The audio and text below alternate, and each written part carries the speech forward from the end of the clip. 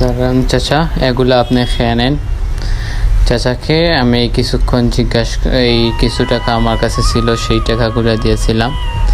আমার কাছে এতটা পরিমাণ টাকা ছিল না, শুধু জাস্ট সামান্য টাকা ছিল, সেগুলো দিয়েছিলাম। এবং চাচাকে জিজ্ঞেস করেছিলাম, চাচা আপনার কি লাগবে? তিনি বলেছেন কিছুই লাগবে না। তারপর অনেক জিজ্ঞেস করার পর তিনি বলেছেন, আমি অনেক দিন ধরে মাংস খাই নেই মুরগির। এবং চাচাকে জিজ্ঞেস করলাম ওর ছেলে আছে কি? তিনি বলেছিলেন না, ওনার কেউ নেই, শুধু একজন স্ত্রী রয়েছে। তারপর আমি চাচাকে মুরগ আনতে গেলাম। তারপর মুরগ এনে দেখি ও চাচার কাছে ওনার স্ত্রী রয়েছেন।